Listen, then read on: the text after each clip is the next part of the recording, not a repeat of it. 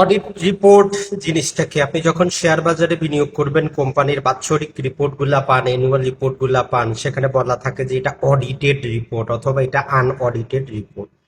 এই অডিটররা যেটা করে সেটা হচ্ছে কোম্পানির নিজস্ব অ্যাকাউন্টেন্ট, নিজস্ব যে চার্টার্ড অ্যাকাউন্টেন্টরা যে হিসাবপাতি তৈরি করেছে আসলে এটা ঠিক আছে কিনা, এখানে কোনো দুই নাম্বারই করা হয়েছে কিনা, কোনো লুকানো হয়েছে কিনা, এগুলো যাচাই করার জন্য থার্ড পার্টি স্বাধীন একটা অডিট ফার্মকে নিয়োগ দেওয়া হয়। তারা যাচাই বাছাই করে দেখে, প্রয়োজনে বাস্তবে কোম্পানির ভিজিট করে ফাইলগুলো দেখে কোথায় কোন তার ইনভেন্টরি আছে, জিনিসপত্র আছে, জমি আছে, সেটা চেক করে।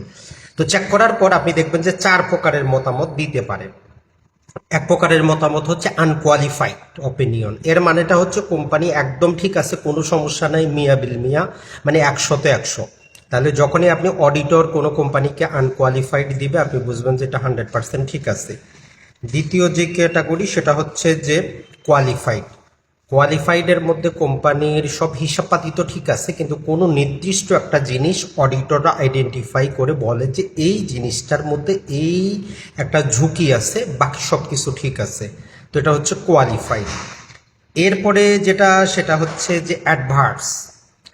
এই রকম অপিনিয়ন পাইলে আপনি বুঝবেন যে কোম্পানির হিসাবপাতিতে সমস্যা আছে, যে কাগজপাতিগুলো চাওয়া হয়েছিল সেগুলো উপযুক্ত না, অন্য কাগজপাতি তারা দেখাইতে পারে নাই। আর সর্বশেষ যেটা সেটা হচ্ছে ডিসক্লেমার, মানে হচ্ছে ওই কোম্পানি কাগজপাতিই দেয় নাই, তাহলে তার ওই কোম্পানিতে বিনিয়োগ থেকে আপনাকে কিন্তু বিরত থাকতে হবে। তাহলে যখনই আপনি অ্যানুয়াল রিপোর্টের মধ্যে অডিট ফার্মের রিপোর্টটা দেখবেন, দেখবে যে তাদের মতামতটা কোনটা, আনকোয়ালিফাইড, কোয়ালিফাইড, অ্যাডভার্স, না হচ্ছে ডিসক্লেমার। আনকোয়ালিফাইড হইলে মিয়া বিল মিয়া 100-তে 100, আর কোয়ালিফাইড হইলে মোটামুটি ঠিক আছে, সমস্যা নেই, নির্দিষ্ট জিনিসটা। আর যেটা অ্যাডভার্স হইলে ওই জিনিসটার প্রতি, ওই জিনিসটার বিপরীতে তারা দেখাইতে পারে নাই। আর ডিসক্লেমার হইলে বিরত থাকতে হবে আপনাকে।